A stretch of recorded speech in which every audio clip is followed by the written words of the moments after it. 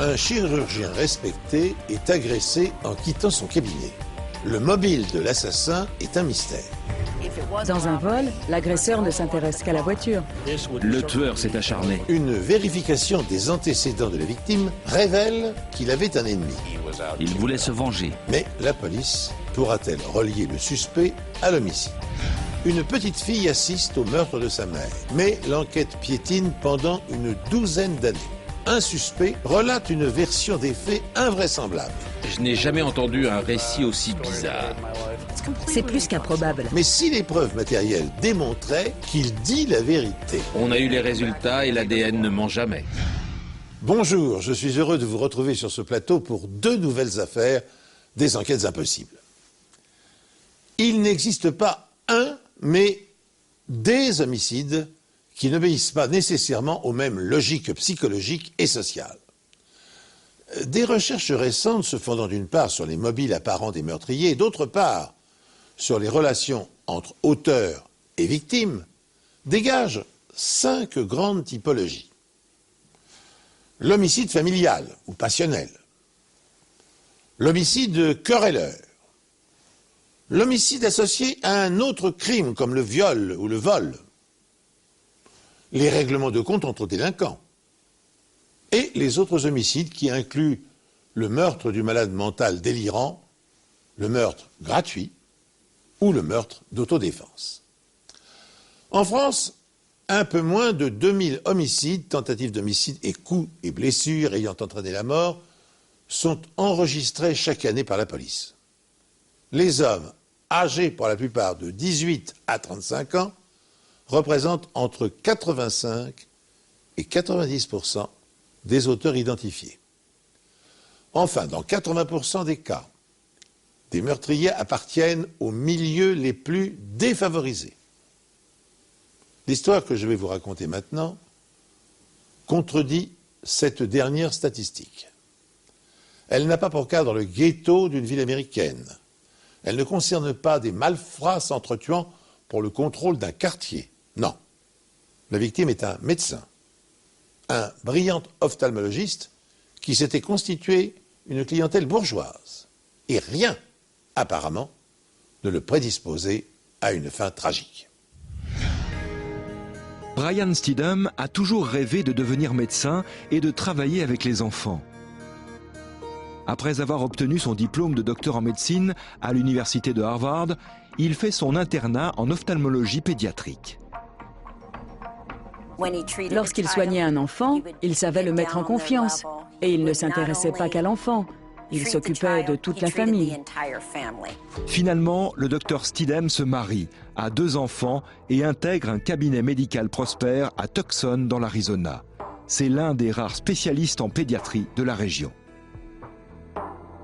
Et ça, bien sûr, ça faisait de lui le médecin à consulter si votre enfant avait quelque chose.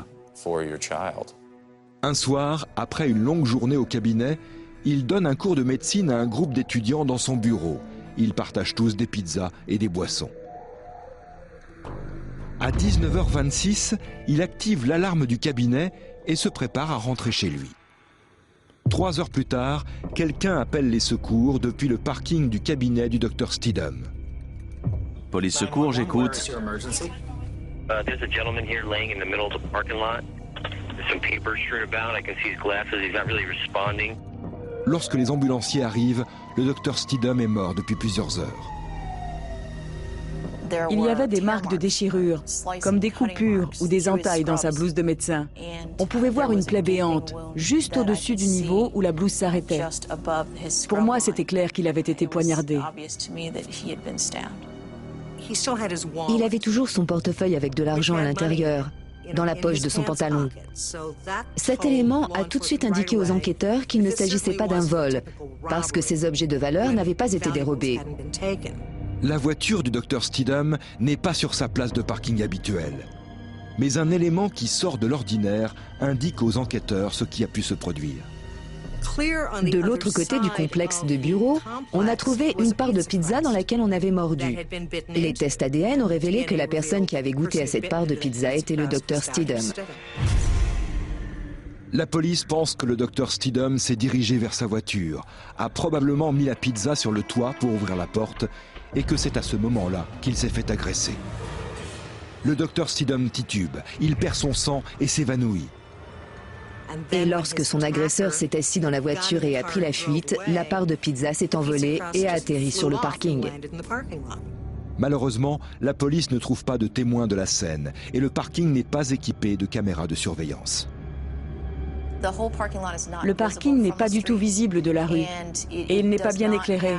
Il n'est pas équipé de caméras de surveillance ou d'un autre dispositif de sécurité.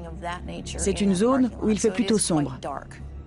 La police essaie de contacter la femme de la victime, mais elle ne répond pas au téléphone. Les enquêteurs se rendent donc au domicile des Steedham. Personne n'a ouvert. Les policiers ont donc défoncé la porte et ont trouvé la veuve, Daphne Steedham, profondément endormie. Quand ils l'ont réveillée, ses premiers mots ont été « Est-ce qu'on a tiré sur mon mari ?» C'était bizarre. Pourquoi est-ce qu'elle a précisément posé cette question? La police remarque également des documents sur les finances de la famille, étalés bien en vue sur une table de la chambre à coucher. Le téléphone de la chambre avait été débranché. Et en s'entretenant avec Madame Steedham, les policiers ont appris qu'elle avait pris des somnifères cette nuit-là. Tout indique que la femme de la victime est restée chez elle ce soir-là, avec ses 2 jeunes enfants. Les enquêteurs pensent que son étrange question est probablement due à l'arrivée soudaine de la police qui a défoncé la porte et au trouble que cette intrusion a occasionné. Ils étaient d'avis que nous devrions chercher ailleurs plutôt que de suspecter sa femme. Et je me suis fiée à leur opinion. Mais pour le moment, la police a peu de pistes.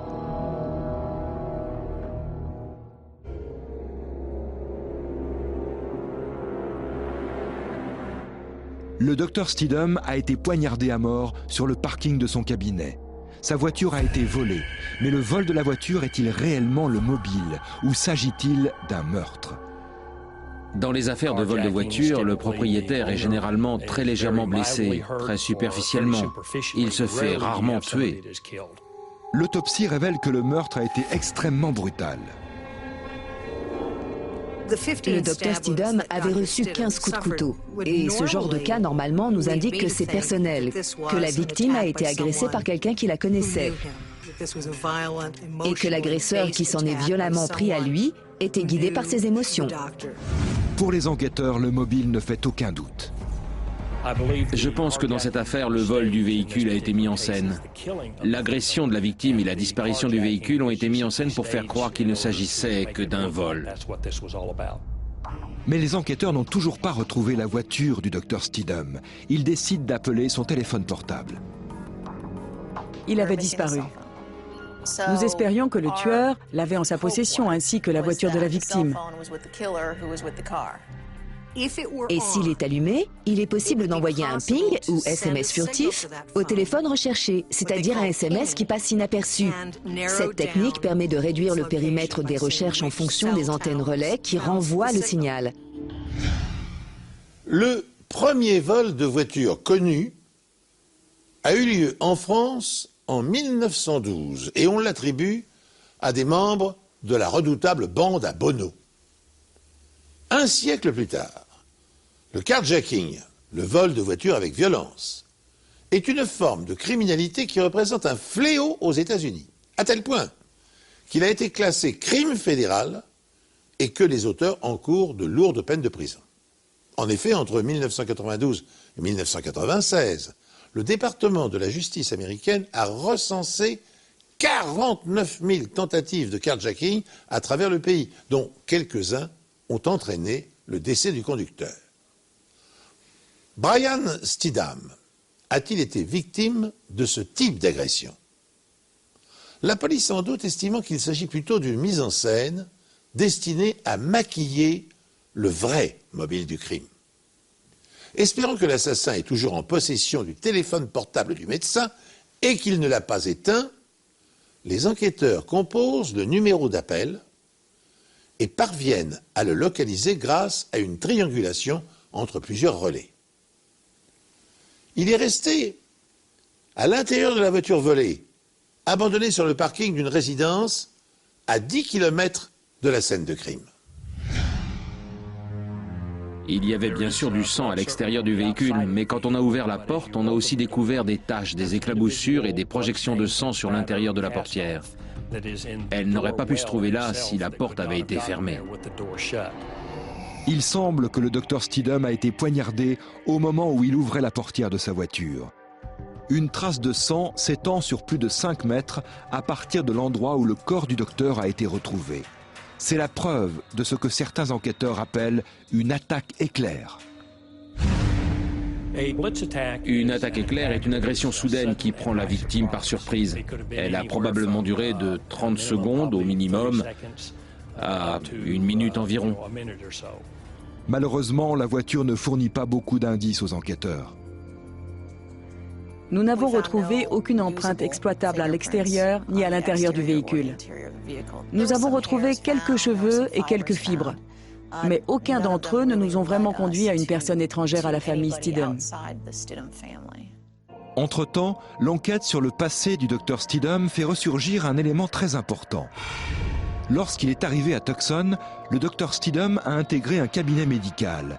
Mais ce qu'il ne savait pas à l'époque, c'est que l'associé principal faisait l'objet d'une enquête. Ça a beaucoup perturbé les employés. On était tous au travail. On était avec des patients.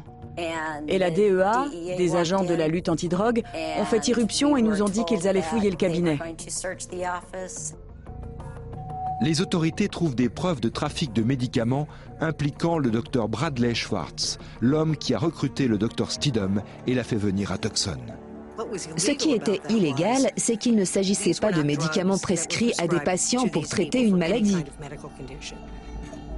Le docteur Steedham n'est pas impliqué dans cette fraude, mais le docteur Bradley Schwartz est inculpé de 77 chefs d'accusation pour des prescriptions de médicaments frauduleuses. Son autorisation d'exercer a été suspendue. Il a perdu son droit de pratiquer la médecine en Arizona jusqu'à ce qu'il ait fini de suivre des programmes thérapeutiques prescrits par le Conseil de l'Ordre des médecins.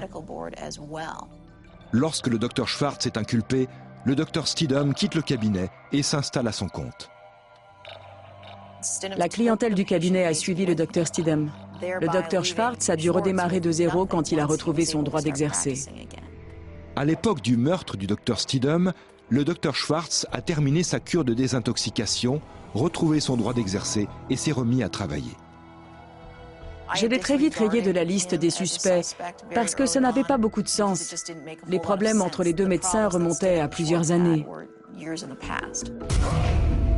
Le docteur Schwartz a également un alibi solide pour le soir du meurtre. Il dînait au restaurant. Ses allées et venues ont été confirmées pour toute la soirée. Et les employés du docteur Steedham ne trouvent pas une seule famille de patients qui pourrait lui en vouloir. Les enquêteurs sont dans l'impasse. S'il ne s'agit pas d'un vol, pas d'une vengeance et pas d'un braquage de voiture, pour quelle raison le docteur Steedham a-t-il été tué? Les enquêteurs sont perplexes. Le docteur Steedham était un jeune chirurgien diplômé d'Harvard, à qui on ne connaissait pas d'ennemis. Il était très gentil, très compatissant, très attentionné. Je le respectais beaucoup. J'aimais travailler pour lui. Ce n'était pas seulement mon patron, mais aussi un bon ami. L'hypothèse du crime crapuleux ou passionnel ayant été écartée, les policiers interrogent l'épouse du docteur Steedham. Et contre toute attente, cette dernière désigne un suspect potentiel, l'ex-associé de son mari.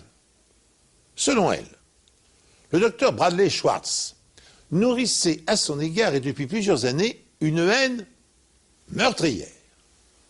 Les enquêteurs sont incrédules, mais à défaut d'autres pistes, ils prennent le temps de vérifier cette étrange information.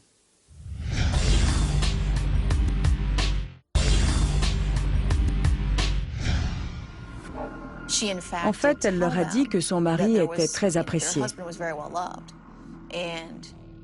et qu'il n'avait qu'un seul ennemi. Il s'agissait de son ancien associé, le docteur Schwartz.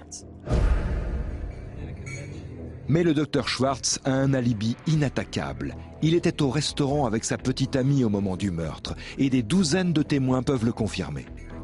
Il était impossible que le docteur Schwartz ait commis ce crime lui-même. Impossible.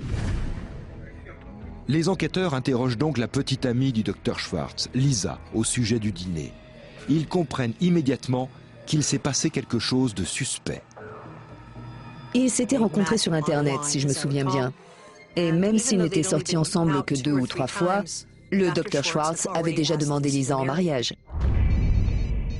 Lisa déclare que pendant le dîner, un homme répondant au nom de Bruce a appelé le docteur Schwartz, puis les a rejoints plus tard dans la soirée. Ce que la petite amie a trouvé bizarre, c'est que Bruce les a rejoints, mais qu'il n'a pas dîné avec eux. Il a pioché dans leurs assiettes. Il était censé avoir connu le docteur Schwartz à une réunion de soutien pour toxicomanes. Et chose surprenante pour quelqu'un qui est en désintoxication, il a commandé une bière. Elle a trouvé ça bizarre. Il est alors 20h30. Le docteur Steedham est mort depuis 1 heure.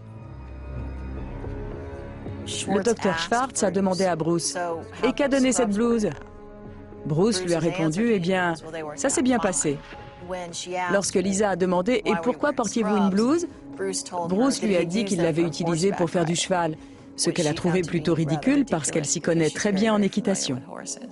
Lorsque la police examine les relevés du téléphone portable du docteur Schwartz, elle découvre que quelqu'un a appelé le médecin du téléphone public d'une petite épicerie 1 demi-heure avant le meurtre. Ce petit commerce est situé à seulement 120 mètres de l'immeuble où se trouve le cabinet du docteur Steedham. L'employé de la petite épicerie déclare que l'homme qui a téléphoné portait une blouse de chirurgien. Il lui a dit qu'il participait à une réunion et qu'il servait des pizzas à cette réunion. Mais lui avait envie de manger autre chose que de la pizza. Une réponse d'une importance capitale, car le docteur Steedham est à ce moment-là en train de servir des pizzas aux internes de l'autre côté de la rue pendant son cours.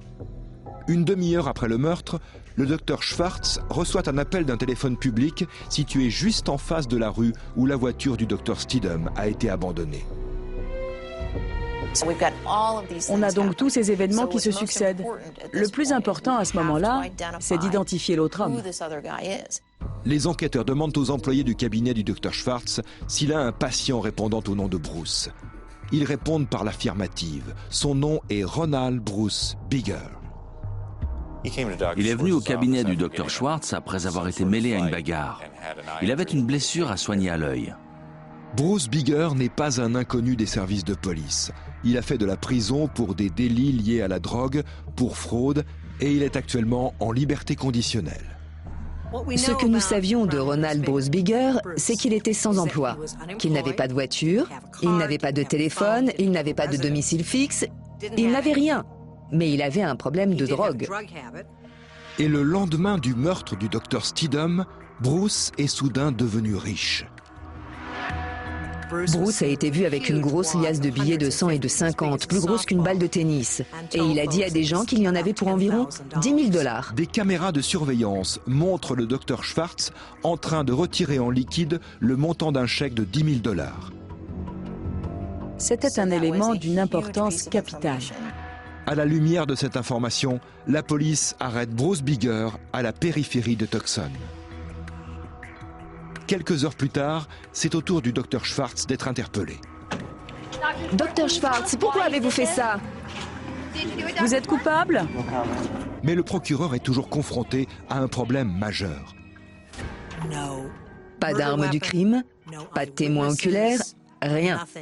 Rien du tout. Comment convaincre un jury qui attend des preuves médico-légales, comme à la télévision, de condamner quelqu'un quand vous n'avez rien à lui montrer?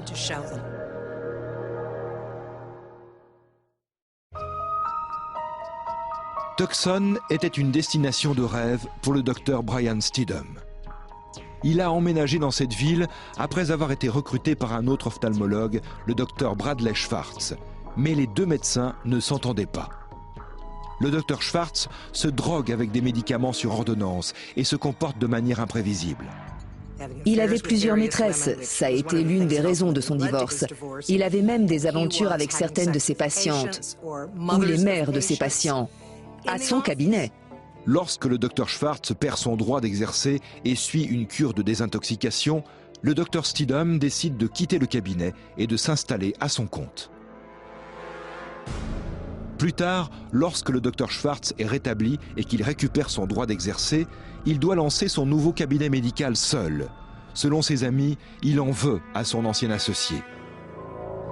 Son principal grief, c'était que le docteur Steedham ne l'a pas soutenu quand il en avait besoin. Frustré, le docteur Schwartz déclare à plusieurs de ses petites amies qu'il pense s'en prendre à son ex-associé. Ces femmes nous ont dit que le docteur Schwartz voulait verser de l'acide dans les yeux du docteur Steedham, lui broyer les mains ou ruiner sa réputation, par exemple en mettant de la pornographie infantile sur son ordinateur. Les enquêteurs ont réuni de nombreuses preuves indirectes contre le docteur Schwartz et Bruce Bigger. Mais pour le procès, ils doivent avoir davantage d'éléments. C'est très frustrant quand vous savez que vous tenez le vrai coupable. Toutes les preuves indirectes vous disent que vous avez trouvé le responsable. Mais vous n'avez pas le type de preuves que les jurés demandent aujourd'hui. Des preuves scientifiques, une empreinte de doigt, une goutte de sang, de l'ADN. Nous n'avions rien de tel. Les policiers ont débrouillé les chevaux de ce crime ignoble. Ils ont percé à jour le mobile du docteur Schwartz, le commanditaire présumé de l'homicide. La rancœur de ne pas avoir été soutenu par son associé lorsqu'il était accusé d'utiliser ses ordonnances pour se procurer de la drogue. Attribuant à Brian Steedham sa radiation de l'ordre des médecins, sa déchéance professionnelle et son divorce, Schwartz a promis à qui voulait l'entendre de lui brûler les yeux à l'acide, de lui broyer les mains et de ruiner sa réputation en inondant son ordinateur de photos pédophiles.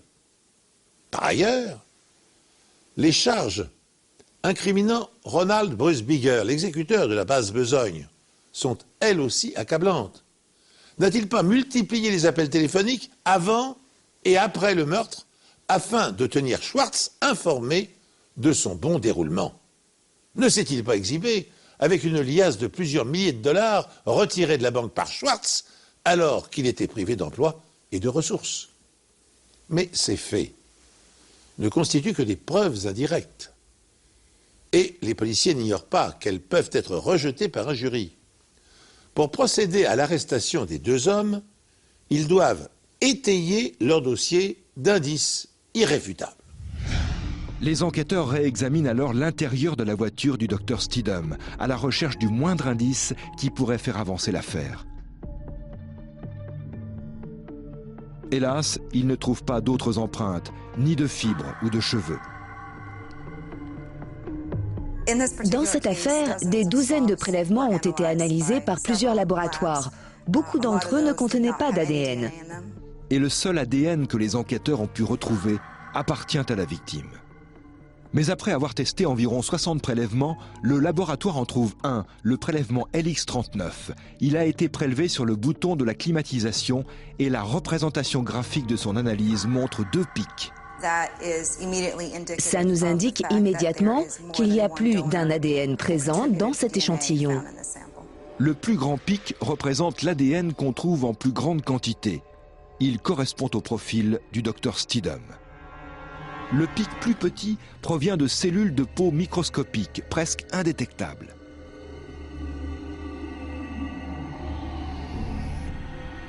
Nous savons que l'ADN principal trouvé dans ce prélèvement provient du sang de la victime. Et nous pensons que les autres composants génétiques provenaient d'ADN de contact. Le procureur pense que ce meurtre a été minutieusement préparé. Vêtu d'une blouse de chirurgien, Bruce Bigger appelle le docteur Schwartz au restaurant, aux environs de 19 h, pour lui faire savoir qu'il est prêt. À 19h30, le docteur Steedham se dirige vers sa voiture. Bruce Bigger se précipite sur lui avec un couteau et le poignarde à plusieurs reprises.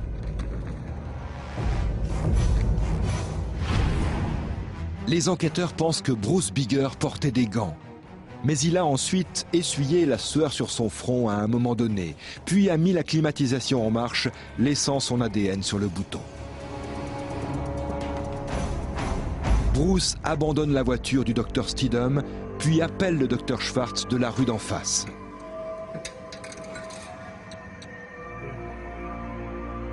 Plus tard, il rejoint le docteur Schwartz et sa petite amie pour dîner. Les deux complices tentent de communiquer sans éveiller les soupçons, manœuvre qui échoue lamentablement. Il a fait une erreur. Il a laissé une trace permettant de l'identifier. Sans cela, ça aurait pu être le crime parfait. À partir de là, on a pu le relier à la voiture et au meurtre. Bruce Bigger est reconnu coupable de meurtre avec préméditation et condamné à la prison à vie.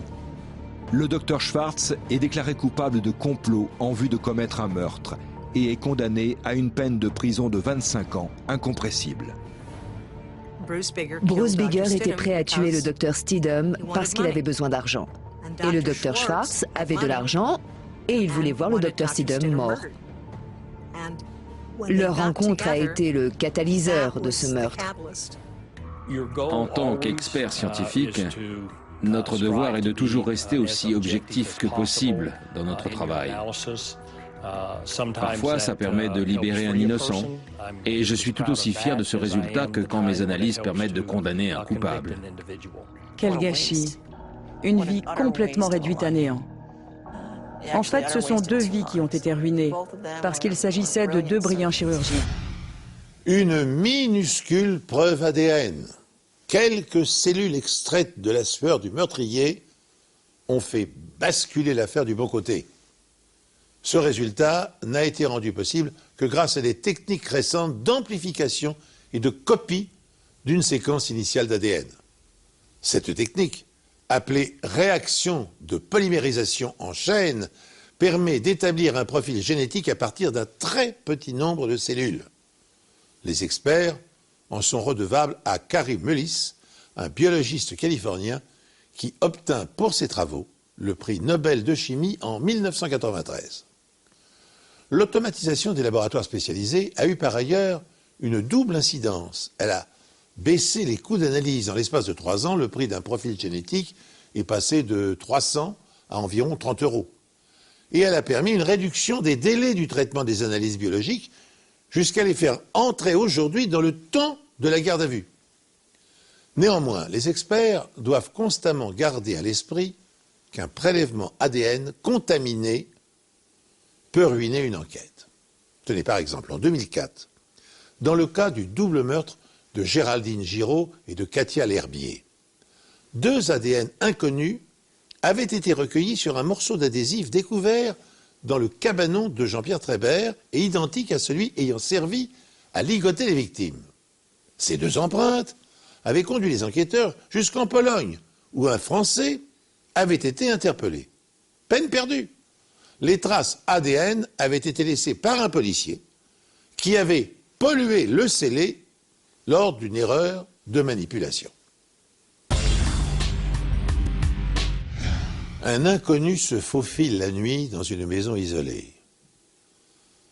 Brandissant un couteau, il agresse sexuellement une femme endormie et la larde de coups avant de disparaître. Le regard terrifié d'une petite fille reste figé. L'enfant a assisté au drame. Des scènes de ce genre ouvrent parfois des séries policières. Elles sont éprouvantes, car en dehors de l'horreur et de la compassion qu'elles inspirent, elles pèsent de tout leur poids sur la suite de l'histoire. Le meurtrier tentera-t-il d'éliminer le témoin oculaire pour éviter d'être identifié? L'affaire que je vais vous raconter maintenant relate ce type de drame. Seule différence, elle n'est pas le fruit d'un scénariste et la fillette, témoin du meurtre de sa mère, n'est pas une comédienne qui feint l'effroi en roulant des yeux effrayés. Au cours de l'été 1992, Crystal Perry achète une petite maison à Bridgeton, dans le Maine. Cette mère célibataire pense que c'est l'endroit idéal pour élever sa fille, Sarah. La priorité de ma mère était de bien s'occuper de moi. Elle a fait tout ce qu'elle a pu pour nous acheter une maison et s'assurer que j'allais grandir dans un environnement stable. Crystal travaille dans une usine locale qui fabrique des chaussures. Au dire de tous, c'est une mère exemplaire. Tout le monde vous dira qu'elle travaillait très dur dans cette usine pour offrir une meilleure vie à Sarah. Une nuit, alors que Sarah est déjà au lit, elle entend une dispute entre un homme et sa mère.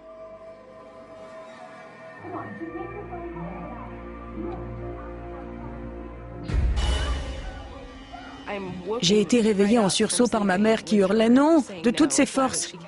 C'était le pire cri de terreur qu'on puisse imaginer. Sarah ne sait pas quoi faire. Elle ouvre sa porte et regarde ce qu'il se passe, mais elle ne voit rien.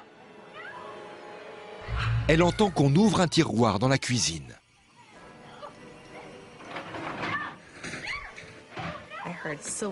J'ai entendu des bruits de couverts qui s'entrechoquaient, puis plusieurs coups.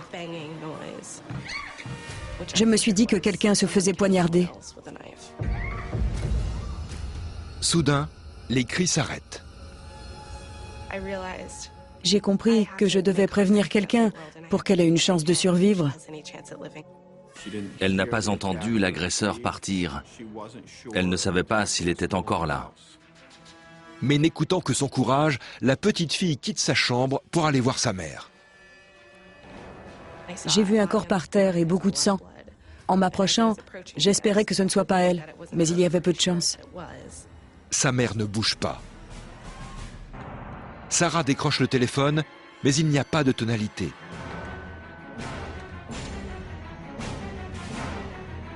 Elle court alors presque 1 kilomètre jusqu'à la maison d'un voisin. Elle frappe à la porte, mais personne ne vient ouvrir.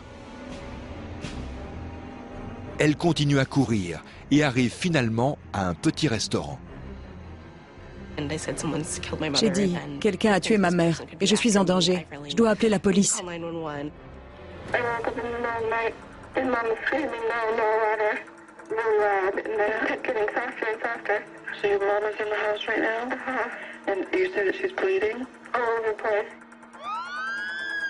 Lorsque les secours arrivent, Crystal Perry est morte. La scène était horrible. Crystal Perry gisait sur le sol de la cuisine. Il y avait plusieurs flaques de sang, des traces de pas et des projections. La jeune femme a été poignardée plus de 50 fois.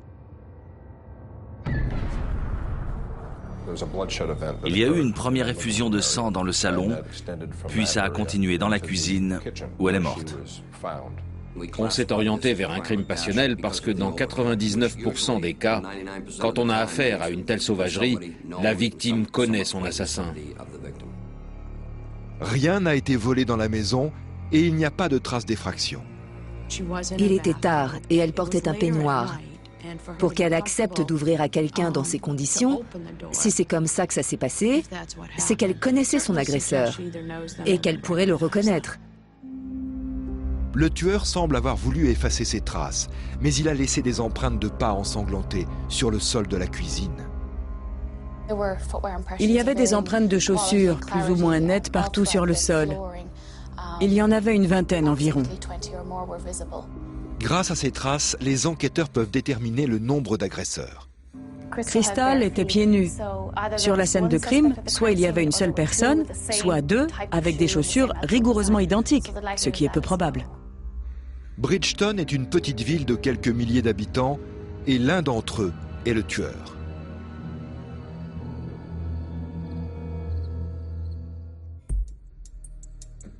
Comme Crystal Perry a été poignardée plus de 50 fois, une grande quantité de sang s'est répandue sur la scène de crime. Les empreintes digitales sont inutilisables, mais les experts scientifiques relèvent des taches de sang caractéristiques sur le corps de la victime. On a tout de suite remarqué des gouttelettes de sang sur ses jambes, parce qu'elle avait les jambes nues. En les examinant, on a déterminé qu'elles étaient tombées à la verticale. Ce type de taches est parfaitement circulaire. Elles proviennent de gouttes tombées à la verticale d'une source relativement immobile. Puisqu'elles ont atterri sur le corps de Crystal, cela ne peut vouloir dire qu'une chose. Le sang ne peut pas appartenir à la victime. Elle n'a pas pu positionner son corps de telle manière que des gouttes de sang tombent sur le côté de ses jambes. Ça s'est passé quand Crystal Perry était immobile. Il n'y a qu'une seule conclusion possible. Le tueur a été blessé pendant l'agression et son sang a goûté sur Crystal. Sur une scène de crime, là où le néophyte ne voit qu'un barbouillage qui lui soulève le cœur, l'expert en taches de sang est capable de reconstituer le déroulement du drame. Car les projections et taches de sang répondent à des causes et à des trajectoires bien précises. Cette balistique du sang, couramment mise en œuvre dans les pays anglo-saxons, commence à être utilisée en France avec succès. Elle fait appel à des connaissances médicales, à la géométrie et à la dynamique des fluides. Et on distingue 3 types de taches en fonction de leur vélocité. Le sang circulant dans le réseau artériel à la vitesse de 25 cm par seconde. Les fines gouttelettes, elles résultent d'une blessure par arme à feu ou explosif. Les éclaboussures de moyenne vélocité sont provoquées par les armes blanches et les objets contondants. Enfin, les projections larges indiquent que les coups ont été portés alors que la victime se trouvait dans une position statique. Dans notre affaire, l'expert relève de petites gouttes circulaires. Il en conclut qu'elles sont tombées de leur propre poids perpendiculairement aux jambes de la victime, ce qui tend à prouver qu'elles ne proviennent pas de Crystal Perry, mais de son agresseur. Le sang est comme une matière qui glisse. Il a la consistance de l'huile de moteur. Un couteau ensanglanté peut vous glisser des mains et vous couper.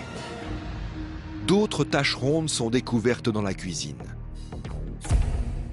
Il y avait des gouttes de sang dans l'évier et sur le plan de travail. Il s'est dirigé vers l'essuie-tout et s'est apparemment essuyé, puisqu'il n'y avait pas de gouttes revenant vers le corps.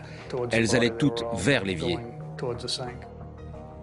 Les enquêteurs retrouvent un modèle de chaussure correspondant aux traces de la scène de crime dans un magasin de la région. Un modèle d'une marque américaine. On savait donc à quoi ressemblaient les chaussures du tueur. Lors de l'autopsie de Crystal, le médecin légiste constate des signes d'agression sexuelle. Il effectue des prélèvements pour les analyser. À la recherche de suspects, la police arrête l'ex-mari de Crystal, Thomas, qui vit à 10 km du domicile de la victime. Mes parents ont divorcé quand j'avais 3 ou 4 ans. Et je n'ai jamais vraiment été proche de mon père. Il ne vivait pas loin, mais on se voyait peu. Au moment des faits, Crystal et Tom étaient en désaccord. Ils ne voulaient pas se voir. C'était peut-être en rapport avec la pension alimentaire. Mais Thomas possède un alibi. Il était chez lui avec sa petite amie. Cependant, cet alibi est problématique. Sa compagne, Joanne Stager, s'est disputée avec Crystal Perry peu de temps avant sa mort. Joanne était jalouse de Crystal et les deux femmes se détestaient. À tel point qu'un soir, elles se sont battues dans un bar. Crystal a reçu un coup de poing dans la figure. Les propriétaires les ont aussitôt séparés.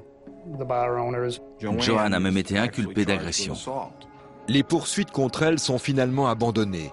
Mais cet épisode affaiblit considérablement l'alibi de Thomas et Joanne. L'alibi de Joanne, c'était Tom, et vice-versa. La police n'est pas seule à penser que Joanne pourrait avoir un lien dans l'affaire. Quelqu'un appelait tout le temps pour dire « Joanne est impliquée ». Je ne dis pas qu'elle pourrait tuer, mais c'est quand même une dure à cuire. La fille de Crystal a identifié un autre suspect potentiel. La nuit du meurtre, Sarah dit avoir reconnu la voix de l'homme qui se disputait avec sa mère. Il s'agit du compagnon de Crystal, Dennis Butler, 19 ans. Sarah dit l'avoir déjà vu plusieurs fois se mettre en colère. Il pouvait passer rapidement de l'énervement à la colère. Dennis et Crystal avaient une relation instable. Le fait qu'elle ait 30 ans et lui 19 était clairement un problème.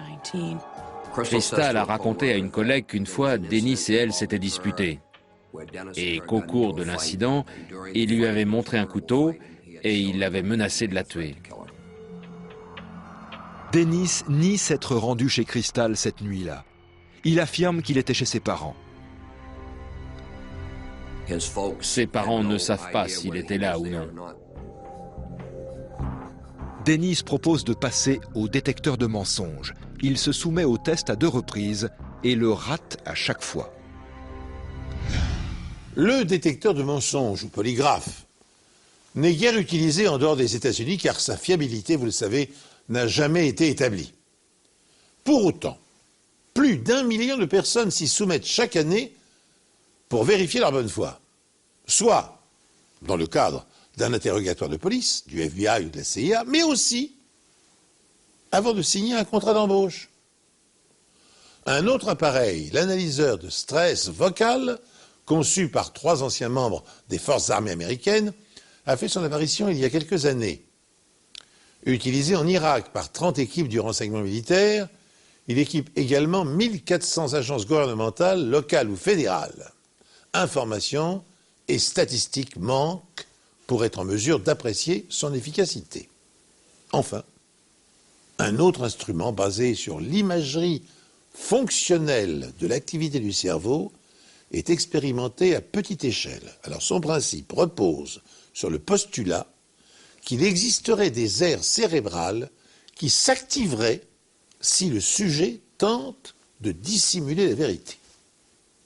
Alors dans l'affaire qui nous intéresse, Dennis Butler, le jeune compagnon de Crystal Perry, demeure pour l'instant le principal suspect.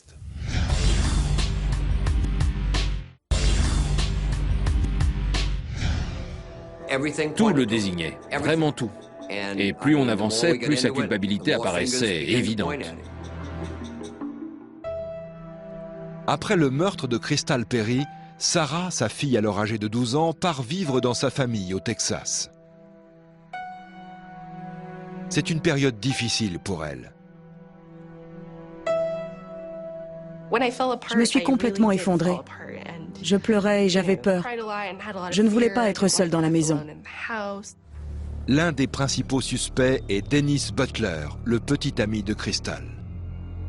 Ces 2 passages au détecteur de mensonges sont des échecs. Ça prouvait qu'il cachait quelque chose. Il ne disait pas toute la vérité dans cette histoire. Donc soit il était impliqué, soit il savait quelque chose. Sa pointure correspond aux traces de pas laissées sur la scène de crime, mais les enquêteurs ne retrouvent pas le bon modèle de chaussures chez lui. Butler accepte de donner un échantillon de son ADN, mais en échange, il demande une faveur aux policiers, dans l'éventualité où il reviendrait l'arrêter. Il nous a dit « Je sais que tout m'accuse, mais le moment venu, essayez de faire preuve de courtoisie. Si vous venez me chercher au travail, passez par la porte de derrière. On m'a toujours bien traité là-bas, et je ne voudrais pas leur faire du tort. En 15 ans à la criminelle, c'est la première fois qu'on me disait ça. » Mais à la surprise générale, les tests montrent que l'ADN de Butler n'est pas le même que celui qui se trouvait sur la scène de crime. J'étais très surpris. Ça a sidéré tout le monde. On était sûr à 99% que Dennis était coupable. Les enquêteurs ont du mal à croire les résultats d'analyse. Dennis était le coupable tout désigné, alors ils ont demandé à ce que les analyses soient refaites. Les résultats du 2e test sont les mêmes. L'ADN ne ment pas. Ce n'était pas Dennis. Le sang présent sur la scène de crime est également comparé à celui de Thomas, l'ex-mari de Crystal, à celui de Joanne, sa petite amie, et à plusieurs autres suspects. Aucun ne correspond. Quand les résultats sont revenus, tout a été remis à plat. Il fallait tout recommencer à zéro. L'ADN du coupable est finalement comparé à une base de données rassemblant les profils génétiques de criminels. Encore une fois, sans résultat. L'enquête est au point mort. Les habitants étaient en colère. Quand une affaire n'est pas résolue après autant de temps, ça a des conséquences encore plus dramatiques. Là où ça s'est produit, les gens ont eu de plus en plus peur. Une affaire d'homicide n'est jamais classée, mais celle-ci ne connaît aucun progrès. J'ai travaillé 4 ans sur cette enquête avant de prendre ma retraite. Je suis resté 2 ans de plus dans la police à cause de cette affaire. On savait qu'on avait les preuves matérielles pour confondre le coupable. Il fallait simplement le trouver. Au cours des 12 années suivantes, plusieurs suspects sont mis en avant, notamment un tueur en série et un ouvrier local éconduit par Crystal. Mais leur ADN ne coïncide pas avec celui du meurtrier. Après tout ce temps, je m'étais faite à l'idée qu'il ne l'attraperait jamais. Jusqu'au jour où l'enquête connaît une avancée majeure. Une correspondance est trouvée dans la base de données fichant les criminels de l'État. Un certain Michael Hutchinson a récemment été condamné à 6 mois de prison dans le Maine pour port d'armes illégales et il a été contraint de donner un échantillon d'ADN. Il correspond à celui qui a été prélevé lors de l'autopsie de Crystal Perry. C'est son ADN. C'est prouvé scientifiquement. C'était lui. En aucun cas, ça ne pouvait être quelqu'un d'autre. C'est son ADN qui a été retrouvé dans la maison de Crystal Perry. Au moment des faits, Michael Hutchinson vivait à 1,5 km de chez Crystal Perry. Hutchinson avait 19 ans à l'époque. On est passé à côté. Son nom n'a jamais été évoqué parce que lui et la victime ne se connaissaient pas. Ils n'ont jamais été vus ensemble. Les enquêteurs apprennent que Hutchinson était le voisin de la meilleure amie de Crystal, Linda.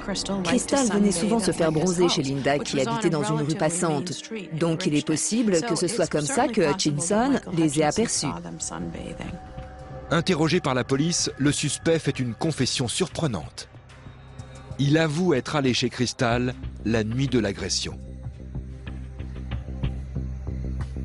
Il prétendait avoir eu une idylle secrète avec Crystal. L'enquête aura piétiné 16 ans avant qu'enfin un suspect crédible ne redonne espoir aux policiers. Et ce résultat n'a été possible que grâce aux différents systèmes d'indexation de l'ADN. Ainsi, depuis 1980, le CODIS intègre les données du FBI sur le plan national. En France, 10 ans après sa création, le fichier national automatisé des empreintes génétiques contenait en 2008 717 000 profils génétiques et s'enrichissait de 30 000 dossiers par mois. Néanmoins, en France comme aux États-Unis, beaucoup de gens craignent que l'intégration et la conservation de ces données mettent en péril les libertés civiques. Et la validité des preuves ADN est régulièrement remise en cause devant les tribunaux en raison de la possibilité de contamination des preuves biologiques. Mais dans l'affaire Crystal Perry, Michael Hutchinson ne nie pas la fiabilité des tests puisqu'il dispose d'un autre argument pour assurer sa défense. Michael Hutchinson affirme qu'il était au lit avec Crystal lorsqu'un intrus a fait irruption dans la maison.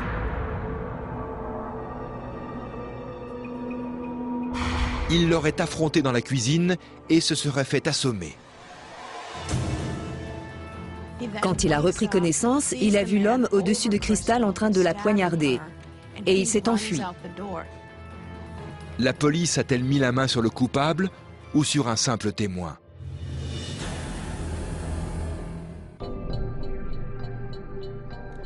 Michael Hutchinson a une explication à la présence de son ADN sur la scène de crime. Il déclare qu'il a eu des rapports sexuels avec Crystal ce soir-là. Il explique que plus tard, pris de panique, il s'est enfui pendant que Crystal se faisait agresser. Il a eu honte de l'avouer par la suite. D'après ce que raconte Michael Hutchinson, il est totalement innocent.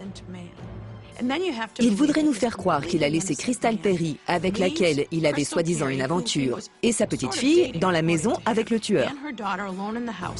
Il dit qu'il avait honte de ne pas avoir protégé Crystal et Sarah, qu'il a paniqué et qu'il s'est enfui, et qu'il n'a osé le dire à personne. Même son ex-femme, qu'il a pourtant dénoncé plusieurs fois, le croit incapable de tuer. Michael ne peut pas l'avoir tué. Il est incapable de commettre un tel acte. Il a tout mon soutien. Mais Hutchinson, qui travaillait dans l'entreprise de son père, avait des problèmes de drogue et d'alcool à l'époque. D'anciennes petites amies nous ont dit qu'il était cinglé, que lorsqu'il avait bu, il pouvait devenir méchant et violent. Ceux qu'on a interrogés nous ont dit qu'il était instable. Son humeur pouvait changer rapidement. Pour les enquêteurs, la version des faits de Hutchinson ne tient pas la route. Tout d'abord, le lit de la victime ne semble pas avoir accueilli 2 personnes ce soir-là. Ensuite, si Hutchinson a effectivement entretenu une relation avec Crystal, pourquoi sa fille ne l'a-t-elle jamais vue? Je l'aurais su. J'habitais dans cette maison et on était très proches toutes les deux. Quand on vit seul avec sa mère, on sait ce qui se passe dans sa vie.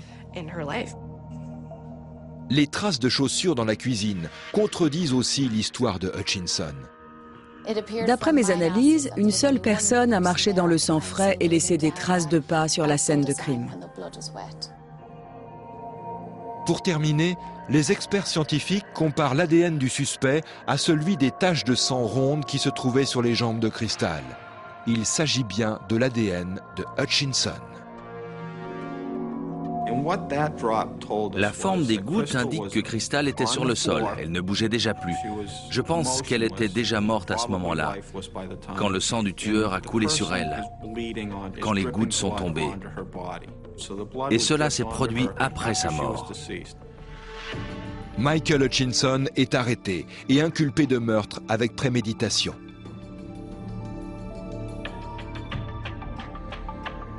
L'accusation pense que Hutchinson était sous l'emprise de la drogue la nuit du meurtre. Crystal le connaissait certainement de vue. Il a frappé à sa porte et prétexté une panne de voiture ou un coup de fil urgent à passer pour pouvoir rentrer.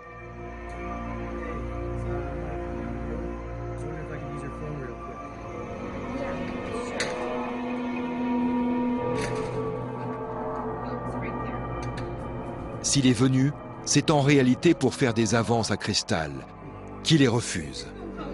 Une altercation s'ensuit. Hutchinson menace la jeune femme avec un couteau, puis la poignarde. Au cours de l'agression, il se coupe la main. Les taches de sang circulaires sur les jambes de Crystal prouvent qu'il s'est tenu au-dessus d'elle pendant un moment et qu'il n'a pas fui comme il le prétend.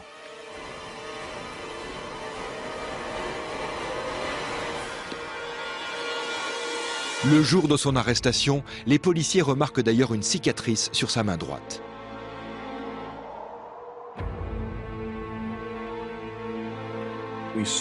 On a vu qu'il avait cette longue cicatrice qui partait de sa paume et allait jusque sur le dessus de sa main. Pendant le procès, Hutchinson maintient sa version des faits, celle de l'intrus, mais le jury n'y croit pas. Tout ce qu'il a dit était faux, et c'était facile à prouver une fois qu'on savait qui il était. Il ne faut que 2 heures au juré pour déclarer Michael Hutchinson coupable. Il est condamné à la prison à perpétuité.